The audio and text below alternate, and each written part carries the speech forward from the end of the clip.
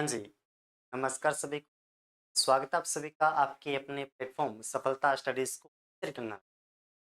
इस कड़ी के अंदर अपने बात कर रहे थे, सेम उसी की कड़ी के अंदर कंटिन्यू अभी चल रहे हैं। और जैसा आपको पता होगा, हमने ज्योग्राफी के अंदर भारत का भौतिक विभाजन अपने लास्ट क्लास के अंदर शुरू कर चुके हैं। जिस प्रकार अपने अच्छे से सिस्टम से पहले समझा था, उसके डायग्राम देखे थे और फिर इसको अच्छे से थ्योरी के रूप में अपने लिखा भी था। और आपको मैंने ये भी बताया था एग्ज़ाम में क्वेश्चन कैसे बन, यानी कि एक सिस्टम के साथ में आपका प्लेटफ़ॉर्म आपके साथ में हर टाइम रहे। आपको कुछ नहीं करना, अपने ज़्यादा से ज़्यादा जितना हो सकता है, आप उनको आगे से आगे शेयर करना है। जिस प्रकार आप हमारे साथ जुड़े हुए हो, सेम उसी प्रकार आने वाले टाइम में भी हमारे साथ जुड़े रहना। बस आप अपना अपना यही प्यार और सपोर्ट बनाए रखना। आपके सिर्फ़ इसी प्यार और सपोर्ट की हमें बहुत ज़्यादा ज़रूरत है। यानी कि अपने भारत का भौतिक विभाजन पढ़ रहे थे। भारत का भौतिक विभाजन पढ़ रहे थे, उसी की कड़ी के अंदर आज बात कर रहे हैं। उसी की कड़ी में बात करें भारत के भौतिक विभाजन में, पहले तो आपको बता दूं मैं क्या कुछ करवा चुका था। भौतिक विभाजन में आपको मैं क्या कुछ करवा चुका था, पहले तो मैं ये बता दूं आपको। पहले तो आपको मैं बता दूं, ये आपको मैं भारत के भौतिक विभाजन में क्या कुछ करवा चुका था, इसके बारे में थोड़ा सा डिस्कस कर लूं। मैं आपको सबसे पहले कोबर भी बता चुका था, यानी कि कोबर ने जो सिद्धांत दिया था, कोबर ने जो भूसन्नति का सिद्धांत दिया था, कोपर ने हिमालय से रिलेटिव जो सिद्धांत दिया था भूसन्नति का, ये भी अपने अच्छे से डिस्कस कर चुके हैं। फिर मैंने कहा भी एक हेरियस नाम का व्यक्ति था, हेरियस एक नाम का व्यक्ति था, इसने भी एक थ्योरी दिया था, उसका नाम था प्लेट विवर्तन के सिद्धांत। उसने एक थ्योरी दिया था प्लेट विवर्तन के सिद्धांत, यानी कि ये भी अपने कंप्लीट कर चुके हैं। अपने इससे ये भी देख लिया था कि हिमालय कैसे बना था, ये भी देख लिया था कि हिमालय कैसे बना था और किस प्रकार हिमालय बना था, ये भी अपने यहाँ से कंप्लीट कर चुके हैं। ठीक है, ये बात आपको यहाँ तक क्लियर होनी चाहिए। उसके बाद में उसके बाद में क्या चीज है, हिमालय के बाद मैंने आपको जब हिमालय पढ़ाना शुरू कर दिया था, तो हिमालय के बाद में मैंने आपको बताया था भी हिमालय में कैसे कुछ पढ़ेंगे। तो मैंने कुछ एक डायग्राम बना के दिया था। हिमालय में विस्तार को डिस्कस करेंगे, विस्तार के अलावा अपने क्या पढ़ेंगे, अपने ट्रांस हिमालय पढ़ेंगे, ट्रांस हिमालय के अलावा मुख्य हिमालय के बारे में आपको बताऊंगा, और फिर मैं आपको पूर्वांचल पूर्वांचल हिमालय बताऊंगा, ये बताया था। ये देखो जो जितना पार्ट था, ये हिमालय का भौतिक विभाजन था, ये हिमालय का भौतिक विभाजन था। भौतिक विभाजन के अकॉर्डिंग बात किया था। फिर मैंने एक आपको हिमालय का प्रादेशिक विभाजन भी बताया था।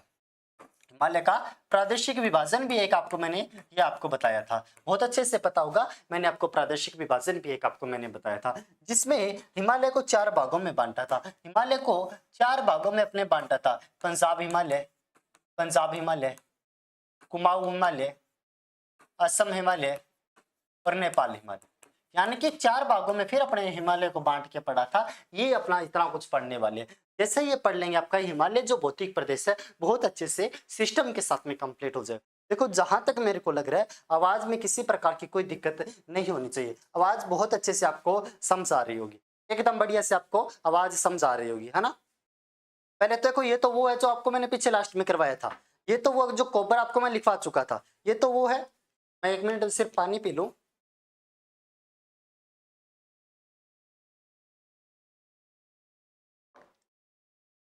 हाँ जी, देखो ये तो वो है जो लास्ट क्लास में पढ़ा था, आपको विस्तार बहुत अच्छे से करवा के गया था। अगर थोड़ा सा बता दूं, सिर्फ 1 मिनट में बता दूं विस्तार कैसे। 3 लाइनें बनाई थी, यानी कि 3 हिमालय बताए थे। ये आपको याद होगा, 96 डिग्री शुरू किया था, 74 से शुरू किया था। लंबाई मैंने आपको 2400 किलोमीटर बताया था, बहुत अच्छे से। इधर चौड़ाई ज्यादा बताई, इधर मीडियम था, इधर सबसे कम था। यहाँ से एक नदी बताई थी और यहाँ भी एक नदी बताई थी, यानी कि बहुत अच्छे सिस्टम के साथ में आपको मैं पूरा करवा के गया था। अभी अपने को आगे चलना है, आगे चलना है, पढ़ना अपने को ट्रांस हिमालय। कौन सा हिमालय पढ़ना है? ट्रांस हिमालय पढ़ना है। ट्रांस हिमालय पहले होता क्या, पहले समझना जरूरी है। सर ट्रांस हिमालय होता क्या चीज है? ट्रांस हिमालय होता क्या चीज है, हमें ये समझना जरूरी है। हमें पहले तो ये समझना पड़ेगा, सर ट्रांस हिमालय क्या चीज है, ट्रांस हिमालय क्या बला है, ट्रांस हिमालय सर क्या चीज पड़ता है, क्या बला पड़ती है। हमें तो सिर्फ आप ये बता दो भाई ट्रांस हिमालय क्या पड़ता है, ट्रांस हिमालय क्या पड़ता है, हमें तो ये बता दो। मैं बिल्कुल आपको बता दूंगा ट्रांस हिमालय क्या पड़ता है, बस एक बार आपको समझना होगा। एक बार आपको मेरे साथ बहुत अच्छे सिस्टम के साथ में समझना होगा, बहुत ही अच्छे सिस्टम के साथ में, फिर आपको मैं पूरा बता दूंगा ट्रांस हिमालय क्या चीज है। ये मान के चलना हिमालय यहां से, हिमालय किससे बना हुआ? टैथी सागर से। हिमालय जो बना हुआ है ना वो टैथी सागर से मिला हुआ, हिमालय जो बना हुआ वो टैथी सागर से बना हुआ। ठीक है, बात क्लियर होती है। इसके जो नीचे का भाग था ना वो था गोंडवाना लैंड, इसके जो नीचे का भाग था वो था आपका गोंडवाना लैंड का बना हुआ, ऊपर का भाग था वो था आपका अंगारा लैंड से बना हुआ। वो किससे था? आपका अंगारा लैंड से। ठीक है, ये बात क्लियर होती है। यानी कि इसी इसी हिमालय के जो उत्तर में, इसी हिमालय के जो उत्तर में ये जो पार्ट पड़ता है, इसी हिमालय के जो उत्तर में जो ये पार्ट पड़ता है ना, इसी पार्ट को ट्रांस हिमालय कहा जाता है, इसी पार्ट को ट्रांस हिमालय कहा जाता है। आप बोलोगे सर यानी कि फिर ये हिमालय का ही पार्ट है क्या? यानी कि जो ट्रांस हिमालय आप सर वो जो बात कर रहे हो, क्या ये हिमालय का पार्ट है क्या? मैं कहूंगा ये बिल्कुल भी हिमालय का पार्ट नहीं है, ये आपका बिल्कुल भी हिमालय का पार्ट नहीं है। आप बोलोगे सर क्यों पार्ट नहीं है? देखो ट्रांस का मतलब हिंदी में बात करूं, इंग्लिश में ट्रांस जो होता है ना, इसका हिंदी में मतलब पार होता है, यानी कि पार हिमालय, यानी कि पार हिमालय। अगर मैं इस साइड से देखूं यहां से तो अपने को ये इसके रोंग साइड यानी कि विपरीत साइड दिखाई देता है। कौन सी साइड?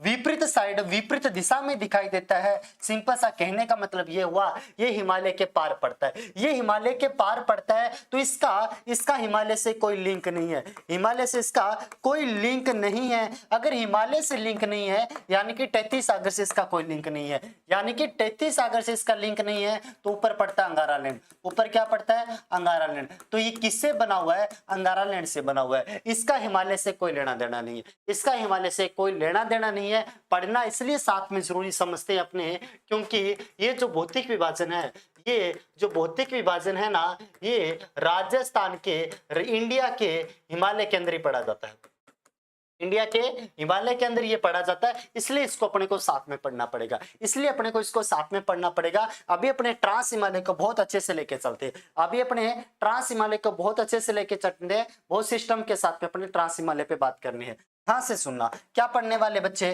बच्चे अपने पढ़ने वाले हैं ट्रांस हिमालय। अपने क्या पढ़ने वाले हैं सर? ट्रांस हिमालय पढ़ने वाले हैं। क्या पढ़ने वाले हैं? ट्रांस हिमालय। पहले तो आपको पता होना चाहिए ट्रांस हिमालय होता क्या चीज है, ट्रांस हिमालय होता क्या चीज है। दो बातें आपको पहले बता दूंगा और फिर उसके बाद में सारी नोट करवा दूंगा। दो बातें पहले बता दूंगा और फिर आपको सारी इसकी नोट करवा दूंगा।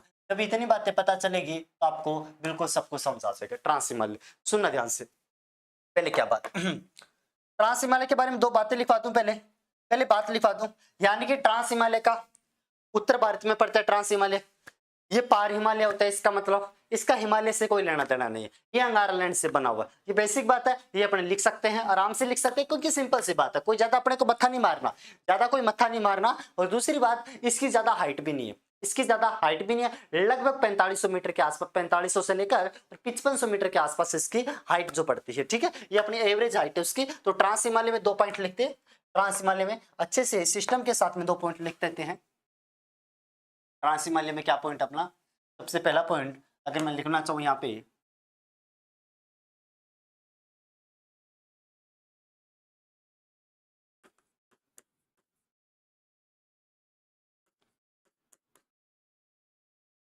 ट्रांस हिमालय का शाब्दिक अर्थ पार हिमालय।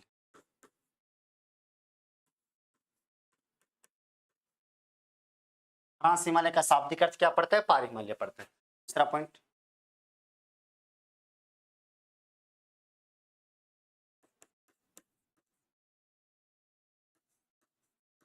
ट्रांस हिमालय का निर्माण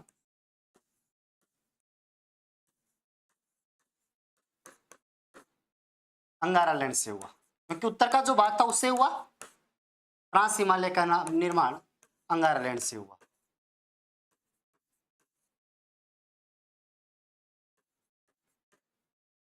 ट्रांस हिमालय का निर्माण किससे हुआ था? अंगारा लैंड से। इसका क्या औसत ऊंचाई की बात करूं, औसत ऊंचाई इसकी कितनी है? बाद में सेट कर लेंगे एक बार।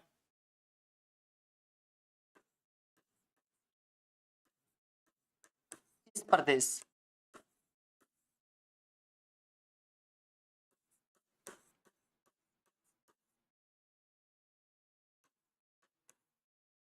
औसत ऊंचाई ये याद रखना है अपने को, लगभग 4500 से लेकर 4500 मीटर से ये आपकी 5500 मीटर।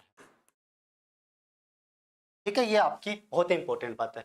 यहां तक बात क्लियर होती है, यहां तक आपको बात एकदम क्लियर होती है कि ट्रांस हिमालय क्या चीज है, ये ट्रांस हिमालय क्या चीज है, ये बात क्लियर होती है क्या? एकदम। आप बोलोगे सर एकदम हमसे कभी पूछ लेना चाहिए, रात में हमसे उठा के पूछ लेना, हमसे कुछ पूछ लेना ट्रांस हिमालय क्या है, इसका मतलब पार हिमालय। ट्रांस हिमालय अंगारा लैंड से बना हुआ इस प्रदेश की औसत ऊंचाई। दूसरी सबसे इंपॉर्टेंट बात, ट्रांस हिमालय का हिमालय से कोई संबंध नहीं है। ट्रांस हिमालय का ट्रांस हिमालय का हिमालय से कोई संबंध नहीं है। इसका हिमालय से किसी प्रकार का कोई भी संबंध नहीं पड़ता, ये बात आपको पता होनी चाहिए। ठीक है, ये आपको यहां तक पता चला। अभी बात आती है सबसे मेन, अभी बात आती है सर ट्रांस हिमालय क्या कुछ है ये हमें बताओ। तो ट्रांस हिमालय समझना है तो ट्रांस हिमालय पढ़ने के लिए अपने को आगे जाना होगा। ट्रांस हिमालय समझने के लिए अपने को आगे जाना होगा, यहाँ पे एक डायग्राम से समझना होगा, एक डायग्राम से समझना होगा। क्या समझना होगा? ध्यान से समझना होगा। ये मान के चलना डायग्राम है जम्मू का। ये डायग्राम किसका है? मैं यहाँ पे जम्मू एंड लद्दाख का लिख दूं, जम्मू एंड ये जो यूटी पड़ता है यहाँ पे, यूटी जो पड़ता है लद्दाख, जम्मू एंड लद्दाख यूटी का डायग्राम है। ये जो डायग्राम है वो आपका जम्मू एंड किसका है? जम्मू एंड लद्दाख यूटी का डायग्राम है। ये बात यहां तक आपको क्लियर होनी चाहिए। यहाँ पे देखो इस प्रकार मैं आपको भौगोलिक प्रदेश की बात करता हूँ एक बार मैं सिंपल सी भौगोलिक प्रदेश की बात करता हूँ। फालतू में आपको यहाँ पे बात किसी प्रकार की नहीं करने वाला, फालतू बात किसी प्रकार की नहीं करने वाला। यहाँ पे तो देखो ये आपका हिमालय था, ये आपको मैं इस कलर में जो बना रहा हूँ ना, इस कलर में जो बना रहा हूँ ये आपका हिमालय, यहाँ पे जो बना रहा हूँ ना ये आपका हिमालय है।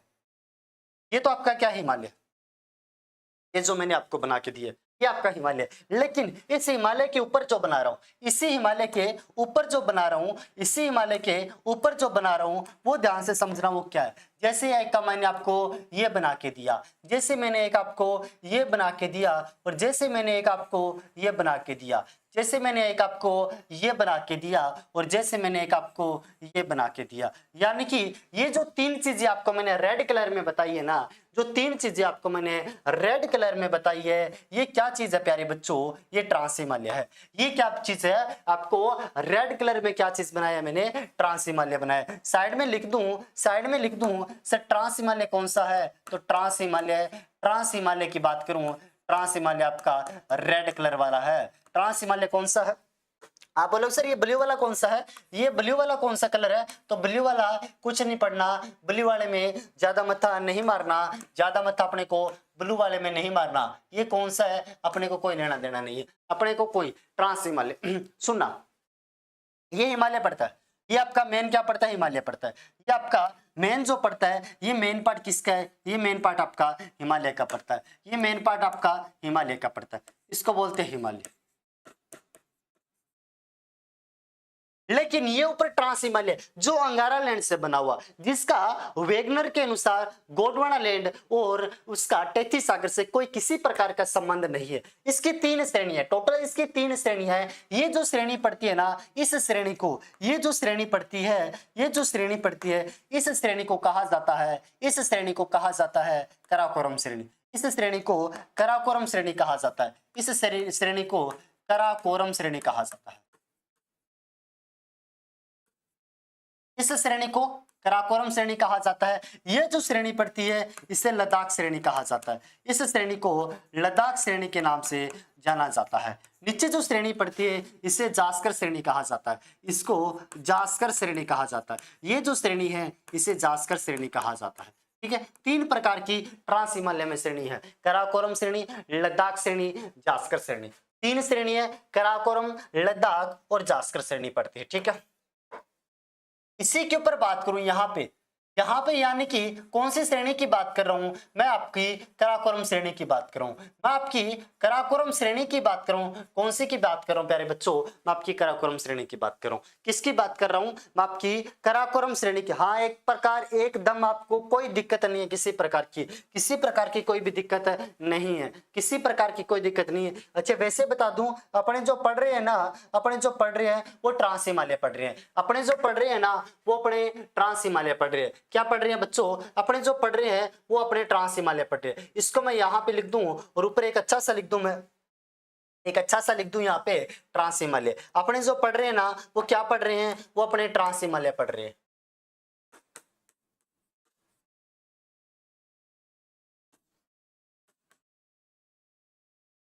अपने जो पढ़ रहे हैं वो क्या पढ़ रहे हैं? वो अपने ट्रांस हिमालय पढ़ रहे हैं, अपने ट्रांस हिमालय को कंप्लीट कर रहे हैं। ये बात आपको यहां से पता होनी चाहिए। ठीक है, आगे चलते। ये समझ रहे थे? हाँ सर, यही समझ रहे थे सर, यही समझ रहे थे, हमें तो यही समझना है। ठीक है, सुनो, ये जो चोटी है, ये जो आपको मैंने चोटी बता रहा हूं, यानी कि इस चोटी की बात करूं, इस चोटी की बात करूं, इस चोटी का नाम है K2।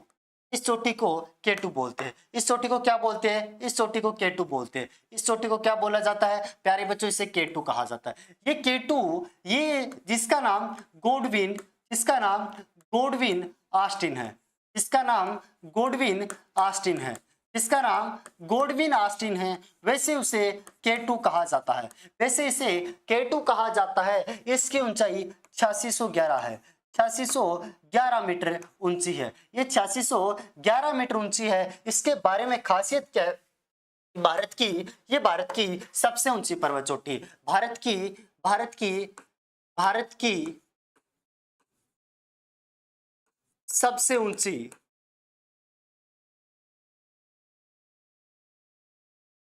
पर्वत चोटी, ये भारत की सबसे ऊंची पर्वत चोटी है। कौन सी? गोडविन ऑस्टिन या फिर K2, जो काराकोरम श्रेणी में पड़ती है। जो कहां पे पड़ती है? जो काराकोरम श्रेणी में पड़ती है। ये भारत की सबसे ऊंची पर्वत चोटी है। ये भारत की कैसी है? ये भारत की सबसे ऊंची पर्वत चोटी है जो कि काराकोरम श्रेणी में पड़ती है। फिर बात करता हूं आपकी सबसे इंपॉर्टेंट बात करूं काराकोरम श्रेणी के बाद में, यहां पे एक और बात करूं। काराकोरम श्रेणी के ऊपर एक दर्रा पड़ता है बच्चे, यहाँ पे काराकोरम श्रेणी के ऊपर एक दर्रा पड़ता है, यहाँ पे एक दर्रा पड़ता है। इस दर्रे को यहाँ पे इसको हिलना नहीं है, इसको हिलना नहीं है। काराकोरम श्रेणी पे एक दर्रा पड़ता है। इस दर्रे को यहाँ पे, इस दर्रे की बात करूं, यहाँ पे इस दर्रे को कहा जाता है काराकोरम दर्रा। इस दर्रे को काराकोरम दर्रा कहा जाता है, काराकोरम दर्रा कहा जाता है।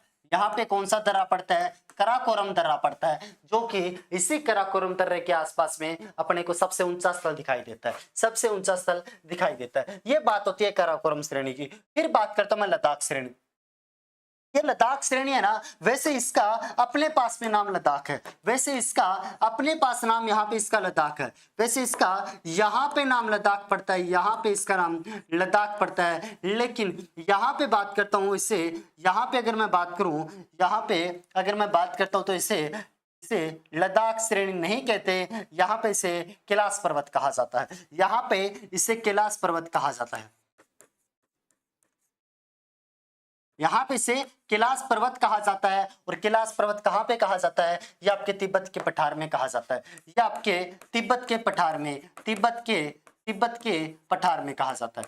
तिब्बत के पठार में अगर बात करता हूँ, इसको क्या बोलते हैं? तो तिब्बत के अंदर, वैसे तिब्बत लिख दो चलेगा, ओनली आप तिब्बत लिख दो चलेगा, तिब्बत लिख दो ओनली चलेगा। तिब्बत के अंदर इसे क्या कहा जाता है? कैलाश पर्वत कहा जाता है। ये आपको बात पता होनी चाहिए। यहां से सारी बातें पता है क्या? एकदम मामला अंडर कंट्रोल है क्या? इसके नीचे एक झील पड़ती है, इसके नीचे एक झील पड़ती है, यहाँ पे कैलाश पर्वत के नीचे यहाँ पे एक झील पड़ती है। इस झील को मानसरोवर झील कहा जाता है, इस झील को मानसरोवर इसे मानसरोवर झील कहा जाता है। इसे कौन सी झील कहा जाता है? इसे प्यारे बच्चों मानसरोवर झील कहा जाता है, जो कहां पे पड़ती है? कैलाश पर्वत में पड़ती है। जो कैलाश पर्वत की जो सबसे ऊंची पर्वत चोटी है ना, जो कैलाश पर्वत की बच्चों यहाँ पे इसकी सबसे ऊंची पर्वत चोटी है। कैलाश पर्वत की जो सबसे ऊंची हाईएस्ट पीक है, कैलाश पर्वत की सबसे जो हाईएस्ट पीक है, उस हाईएस्ट पीक को राकापोसी कहा जाता है, उसे राकापोसी कहा जाता है। ये जो आपकी पड़ती है, ये राकापोसी,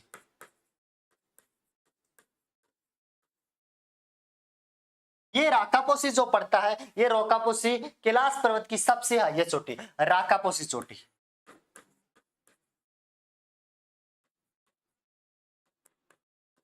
सबसे ऊंची कैलाश पर्वत की सबसे ऊंची जो कौन सी पड़ती है, तो ये राकापोसी आपकी चोटी पड़ती है। दूसरी बात और बता दूं, दूसरी बात क्या आपको बता दूं, यहां से एक इंपॉर्टेंट बात बता दूं, यहां से जहां पे लद्दाख है, वहां जहां पे लद्दाख है ना, जहां पे लद्दाख है वहीं पे एक पठार है, यहाँ पे एक पठार पड़ता है, जहां पे लद्दाख है ना वहां पे एक पठार पड़ता है, जहां पे आप लद्दाख कह रहे हो सर वहां पे एक पठार पड़ता है, जो पठार भी पड़ता है भारत का एक मरुस्थल भी पड़ता है, जो पठार भी पड़ता है और भारत का एक मरुस्थल भी पड़ता है, पठार भी पड़ता है और भारत का क्या पड़ता है, एक मरुस्थल भी पड़ता है। यहां से 3-4 बातें आपको पता होनी चाहिए, यहां से 3-4 बातें आपको क्या होनी चाहिए, पता होनी चाहिए, जो कि पठार भी है और मरुस्थल भी है। जो ग्रीन सा दिख रहा है ना आपको, जो ग्रीन सा दिख रहा है, जो आपको ग्रीन सा दिख रहा है, इसके बारे में बताना चाहूं, इसके बारे में अगर बताना चाहूं तो ये जो पड़ता है, ये जो पड़ता है, इसके बारे में बताऊं तो इसे लद्दाख का पठार बोलते हैं, इसे लद्दाख का पठार कहा जाता है, इसे लद्दाख का पठार है। ये शुष्क मरुस्थल भी है, एक प्रकार का ये कैसा मरुस्थल भी है, ये एक प्रकार का शुष्क मरुस्थल भी है। शुष्क क्या, सॉरी, हाँ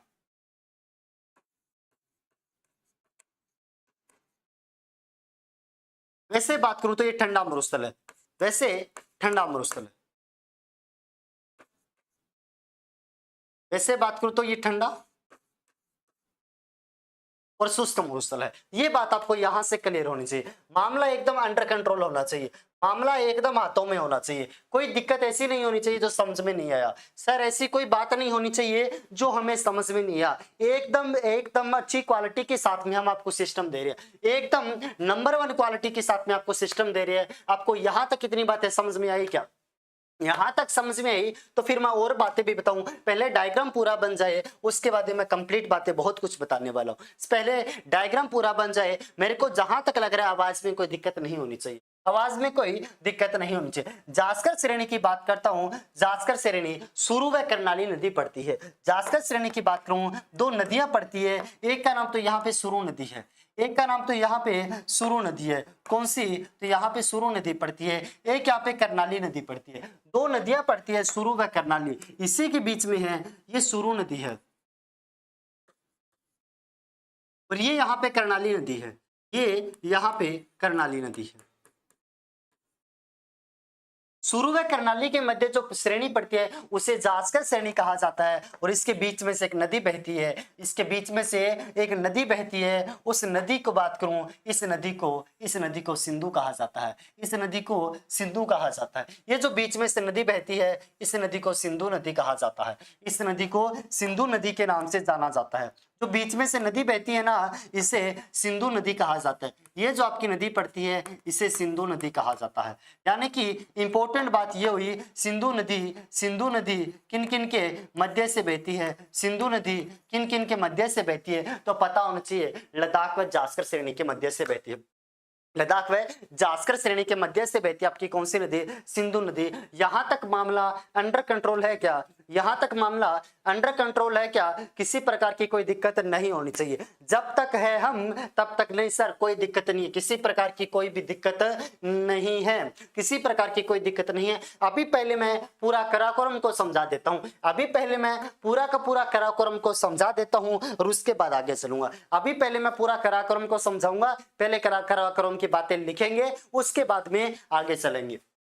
सुनो ध्यान से, कराकोरम श्रेणी ये भारत की सबसे उत्तरी श्रेणी है। कराकोरम श्रेणी ट्रांस हिमालय की भी सबसे उत्तरी श्रेणी पड़ती है। ओके, एकदम मामला अंडर कंट्रोल है। कराकोरम श्रेणी की सबसे ऊंची पर्वत चोटी गोडवी नास्टिन 8611 मीटर इसकी ऊंचाई है, जो कि भारत की सबसे ऊंची पर्वत चोटी है। यह भी बात एकदम सही है। कराकोरम श्रेणी पे कराकोरम दर्रा स्थित पड़ता है। कराकोरम के ऊपर यहाँ पे बहुत सारे ग्लेशियर है, सियाचिन, बाल्तोरो, हीस्पायर, बतूरा, व्याफो, यहाँ पे बहुत सारे ग्लेशियर पड़ते हैं जो ऊंचे ऊंचे ग्लेशियर है। यहाँ पे एक ग्लेशियर पड़ता है सियाचिन ग्लेशियर। प्यारे बच्चों, यहाँ पे ग्लेशियर पड़ता है सियाचिन ग्लेशियर, जो कि आपके किसके लिए प्रसिद्ध है, यहाँ पे विश्व का सबसे ऊंचा युद्ध स्थल पड़ता है कारगिल, इसी कारगिल के लिए यहाँ पे पड़ता है।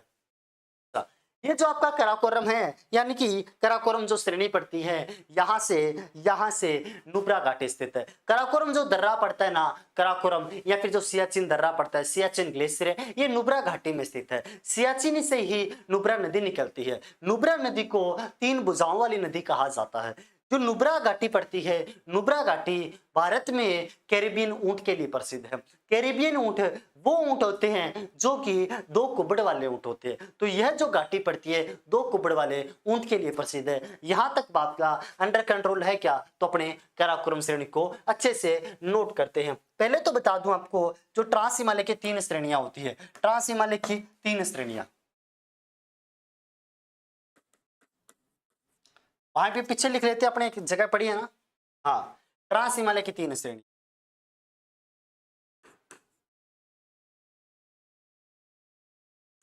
ट्रांस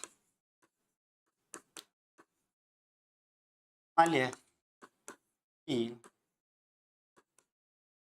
कुल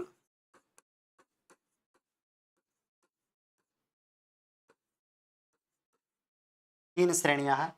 नाम कौन कौन से नाम लिख लेते हैं। सबसे ऊपर कौन सी थी भाई, कराकोरम श्रेणी। सबसे ऊपर कौन सी, कराकोरम श्रेणी। ये बात क्लियर है क्या। 2 नंबर पे बात करता हूं तो यहाँ पे श्रेणी पड़ती है लद्दाख श्रेणी। लद्दाख श्रेणी 2 नंबर पे जो श्रेणी पड़ती है उसे लद्दाख श्रेणी। मामला एकदम अंडर कंट्रोल है क्या। 3 पे जो श्रेणी है उसे बोलते हैं जास्कर श्रेणी। उसे क्या बोलते हैं, जास्कर श्रेणी। मामला एकदम अंडर कंट्रोल है क्या, एकदम मामला अंडर कंट्रोल होना चाहिए। 3 आपकी श्रेणी पड़ती है, तीनों के तीनों श्रेणी आपको यहाँ से पता होनी चाहिए। तीनों को तीनों श्रेणी क्या होनी चाहिए, पता होना चाहिए। यहाँ तक कोई दिक्कत है क्या, यहाँ तक कोई दिक्कत नहीं है। सर अब हमें तो आप एक एक श्रेणी समझा दो, एक एक श्रेणी पे समझा क्या, तो समझा तो दिया, हमें तो लिखवा दो। तो हेडिंग लगाते हैं कराकोरम श्रेणी। हेडिंग क्या लगाते हैं, कराकोरम श्रेणी।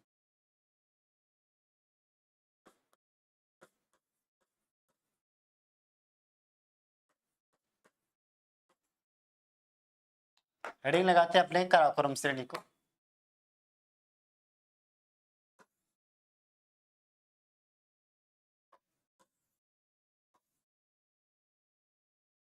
हाँ, काराकोरम श्रेणी में लिखना शुरू करते हैं। आराम से बढ़िया से लिखेंगे, एकदम सिस्टम के साथ में जितनी बातें बोली वो सारी सारी लिखेंगे अपने। पहला तो क्या यह है ट्रांस हिमालय। ये ट्रांस हिमालय की सबसे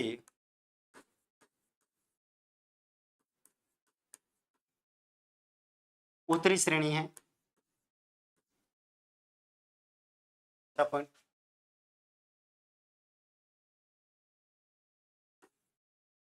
यह है ट्रांस हिमालय की सबसे ऊंची श्रेणी है।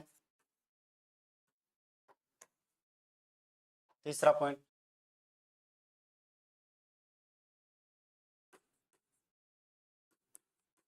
इस श्रेणी में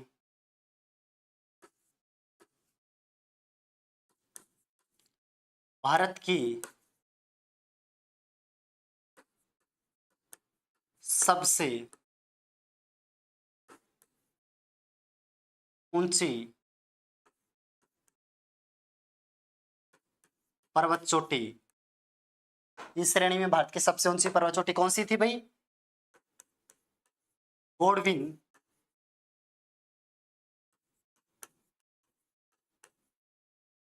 आस्टिन K2। K2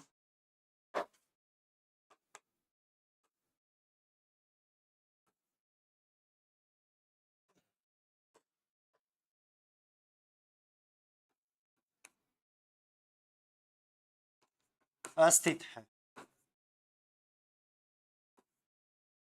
यहां तक मामला अंडर कंट्रोल है क्या? मामला अंडर कंट्रोल है क्या? देखो समझ आए तब तो पढ़ो वरना मत पढ़ो, समझ आए तब तो पढ़ो वरना मत पढ़ो। इस श्रेणी में भारत की सबसे ऊंची पर्वत चोटी गॉडविन आस्ट्रिड। इस श्रेणी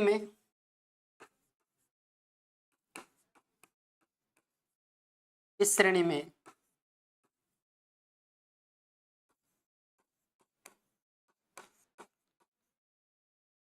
कराकोरम दर्रा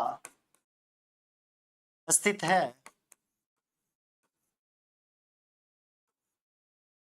जो कि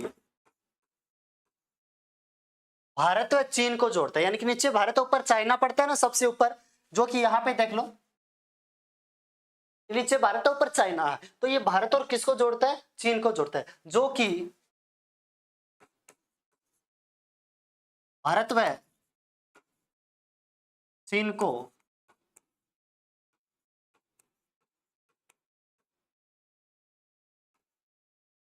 जोड़ता है, जो कि किसको जोड़ता है? भारत व चीन को जोड़ता है। यहां तक मामला अंडर कंट्रोल है क्या? ठीक है, आगे चलते हैं, आगे सुनना। इस श्रेणी में एक बात हो रहा है इंपॉर्टेंट, इस श्रेणी में अनेक ग्लेशियर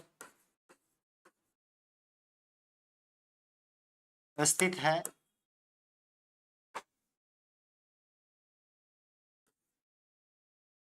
जैसे ग्लेशियर के नाम है, जैसे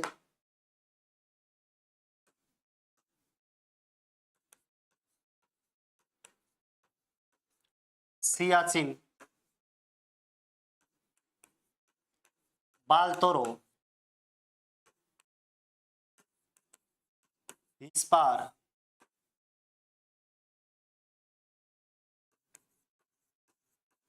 बतूरा, याफो आदि। ये यहाँ पे क्या पढ़ते हैं? ग्लेशियर पढ़ते हैं। यहाँ पे क्या पढ़ते हैं? ग्लेशियर पढ़ते हैं। यहाँ तक मामला अंडर कंट्रोल है क्या? यहाँ तक समझ आ गया क्या सबको? यहाँ तक समझ आ गया क्या सबको? यहाँ तक कोई दिक्कत नहीं होनी चाहिए, यहाँ तक एकदम किसी की कोई दिक्कत नहीं होनी चाहिए। ये यहाँ पे ग्लेशियर आगे चलते हैं।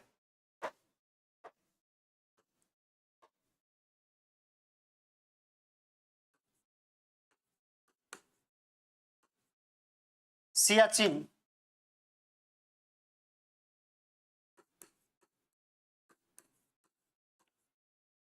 ग्लेशियर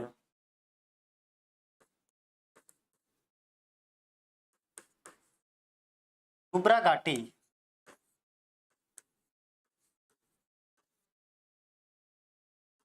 में स्थित है। सियाचिन ग्लेशियर कौन सी घाटी में? नुब्रा घाटी में स्थित है। ये बात पता होनी चाहिए। सियाचिन ग्लेशियर कहाँ पे? नुब्रा घाटी में, ठीक है। और नुब्रा घाटी यहीं पे लिख लेता हूं, और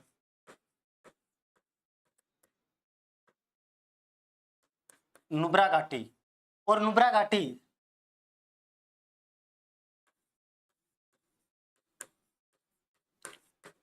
तीन भुजाओं वाली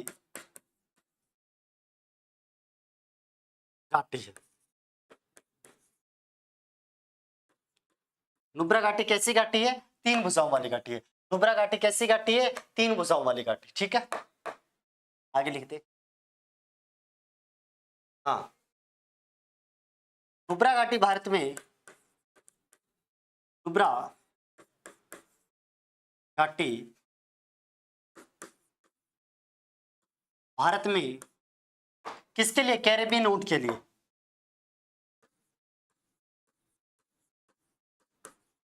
कैरेबियन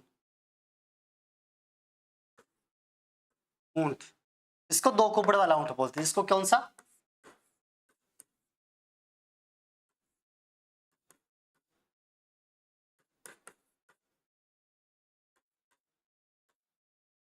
नुब्रा घाटी भारत में दो कुबड़ वाले, भारत में कैरेबियन ऊंट के लिए सीधा, ठीक है। ये बात है, यहां तक आपकी क्लियर।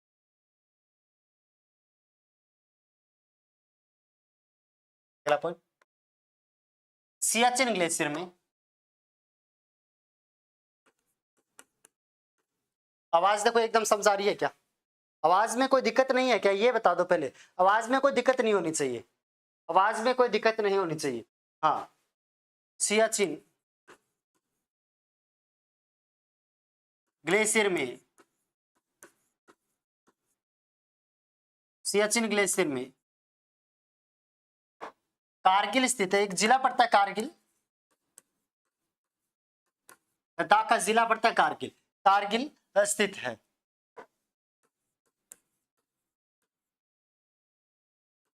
जो कि विश्व का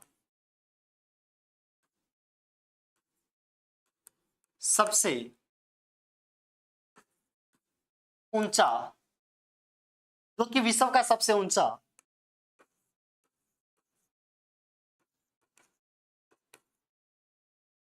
युद्ध स्थल है। ये विश्व का सबसे ऊंचा युद्ध स्थल में शामिल किया जाता है, विश्व का सबसे ऊंचा युद्ध स्थल में इसको शामिल किया जाता है। ठीक है, हाँ सुनना ध्यान से, विश्व का सबसे ऊंचा युद्ध स्थल है, सुनना। यहाँ पे आपके जो कराकोरम दर्रा है, इसी दर्रे के पास में, ये जो आपका कराकोरम दर्रा पड़ता है, इसी दर्रे के बिल्कुल पास में, इसी दर्रे के बिल्कुल पास में यहाँ पे ग्लेशियर पड़ता है, इसी दर्रे के पास में यहाँ पे ग्लेशियर पड़ता है, जिसका नाम है सियाचिन ग्लेशियर। इसका नाम क्या है? सियाचिन ग्लेशियर। इसी दर्रे के बिल्कुल पास में पड़ता है। ये जो दर्रा पड़ता है कराकोरम दर्रा, ये अपने इसको लिंक करता है। लेकिन सियाचिन ग्लेशियर क्या चीज है? इसी के ऊपर, इसी ग्लेशियर के पास में पड़ता है आपका कारगिल।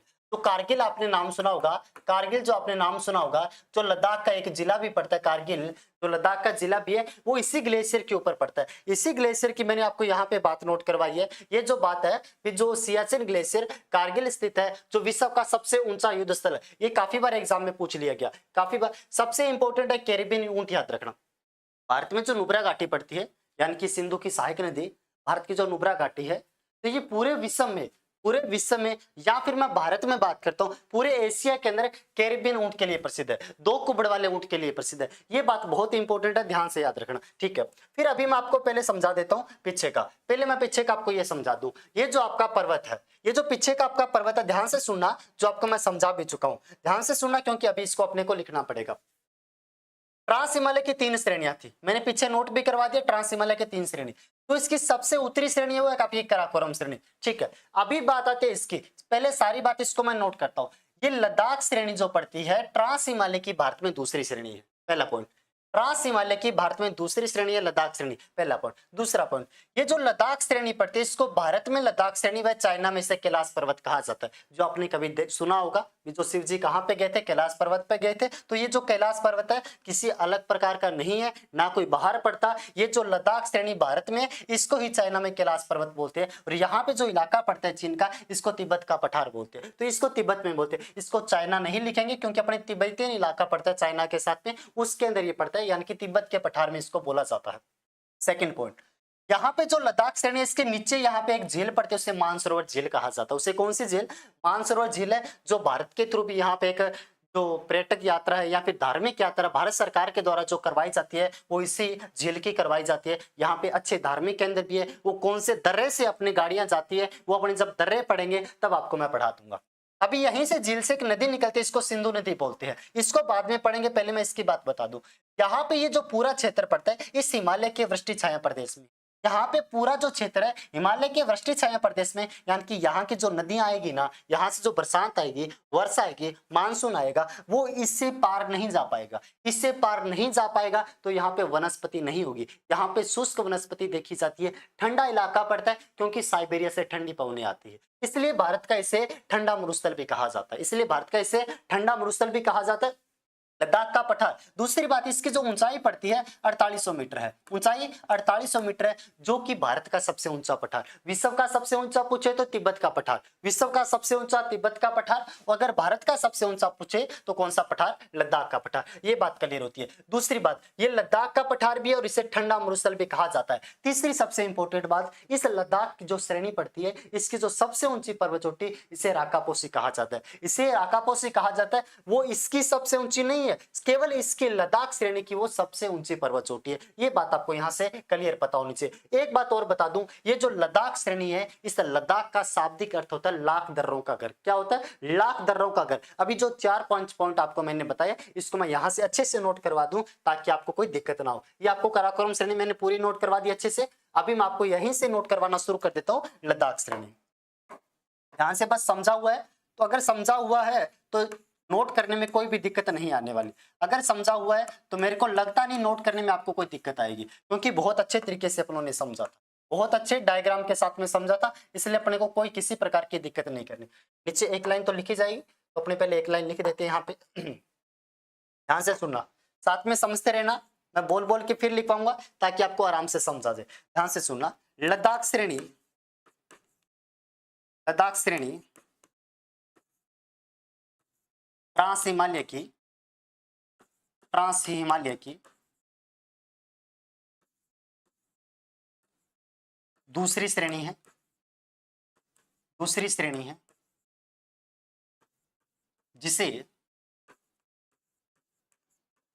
मैं चीन नहीं लिखूंगा, तिब्बत ही लिखूंगा, जिसे तिब्बत में कैलाश पर्वत कहा जाता है, कैलाश पर्वत कहा जाता है। आज के बाद ध्यान रहेगा, कैलाश पर्वत कुछ अलग नहीं है, अपना वाला इलाका है वो, कैलाश पर्वत कहा जाता है। बात क्लियर हुई आपकी? ठीक है, यहाँ तक ठीक रहेगा। इस पे ज्यादा नहीं लिखेंगे क्योंकि दिक्कत करेगा। अपने आगे चलते हैं, लद्दाख श्रेणी का दूसरा पॉइंट लिखते हैं यहाँ पे।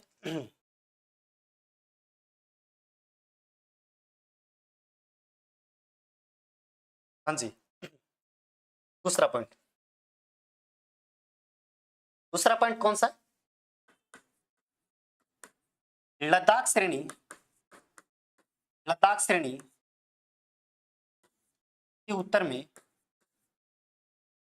उत्तर में लद्दाख का पठार, लद्दाख का पठार स्थित है,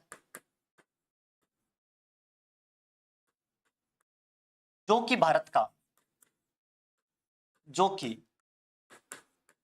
भारत का सबसे ऊंचा पठार है, जो कि भारत का सबसे ऊंचा पठार। ठीक है, एक यहीं पे नोट करके लिखवा दूं एक बात अलग से,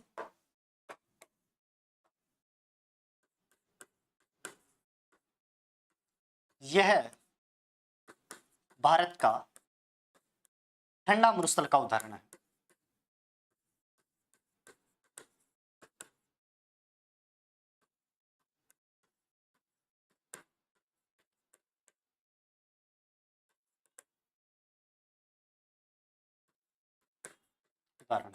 गर्म तो कौन सा है? थार का मरुस्थल, लेकिन ठंडा कौन सा है? ये पड़ता है।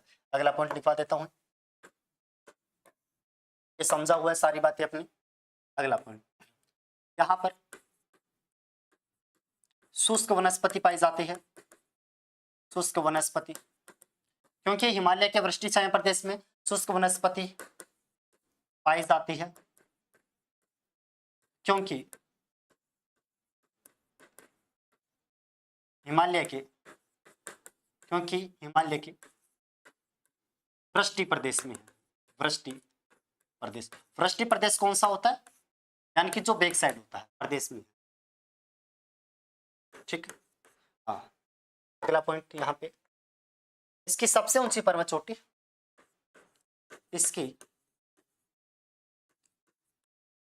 सबसे ऊंची पर्वत चोटी राकापोसी, बहुत इंपॉर्टेंट है, याद रखना पड़ेगा अपने को। राकापोसी जो इसकी सबसे ऊंची है, ऊंचाई याद रखो तो ठीक है, वरना ना रखो तो भी चलेगा, इतना नहीं पूछा जाता। याद रखो तो भी ठीक है, नहीं रखो तो भी चलेगा। लास्ट पॉइंट, लद्दाख का शाब्दिक अर्थ, लद्दाख का शाब्दिक अर्थ लाख दर्रों का घर, लाख दर्र, लाख दर्रों का घर। दर्रे अपने पढ़ेंगे, कम से कम 20-25 दर्रे आपको बताऊंगा, यानी कि वो किस किस को लिंक करता है। ये आपको बात यहां से समझाई होगी। अब पूरी के पूरी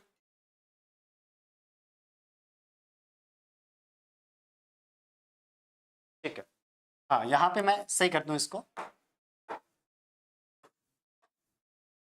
अब मैं पूरा आपको रिवाइज करवा दूं अच्छे से डायग्राम के साथ में क्या कुछ पढ़ा था। ठीक है, यहीं से अपने स्टार्ट किया था, पहले इसको समझा था बहुत अच्छे तरीके से, आगे सुनना।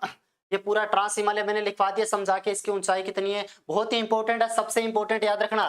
ट्रांस हिमालय से हिमालय का कोई लिंक नहीं है, नाम जरूर हिमालय लगा हुआ है, हिमालय से कोई किसी प्रकार का लिंक नहीं है इसका। फिर आपको डायग्राम से तीनों श्रेणियां बताई, लेकिन जहां तक अपने काराकोरम श्रेणी बहुत अच्छे से कंप्लीट किया और लद्दाख श्रेणी भी बहुत अच्छे से कंप्लीट कर चुके, समझ भी चुके और कंप्लीट भी कर चुके। जास्कर श्रेणी भी समझ चुके बहुत अच्छे से, जिसपे आपको मैंने काराकोरम श्रेणी बहुत सिस्टम के साथ में लिखवाया, एग्जाम में क्या क्वेश्चन बनते वो सारे मैंने आपको बताया। फिर आपको मैंने यहाँ से कंप्लीट करवा के लद्दाख श्रेणी यहाँ से लिखवाना शुरू किया, और यहाँ पे आपकी लद्दाख श्रेणी बहुत अच्छे सिस्टम के साथ में कंप्लीट हो जाती है। जहां तक मेरे को लगता है आपको अच्छे से समझ भी आया होगा और अच्छे से पढ़ भी रहे होंगे। जैसे टॉपिक पूरा हो जाएगा अपने इसके एमसीक्यू भी लेके आएंगे, और बिल्कुल पेपर के पैटर्न के ऊपर रहेंगे एमसीक्यू, किस प्रकार एमसीक्यू आते हैं। ठीक है, बाकी अपने मिलती है नेक्स्ट क्लास के अंदर। थैंक यू वेरी मच, धन्यवाद।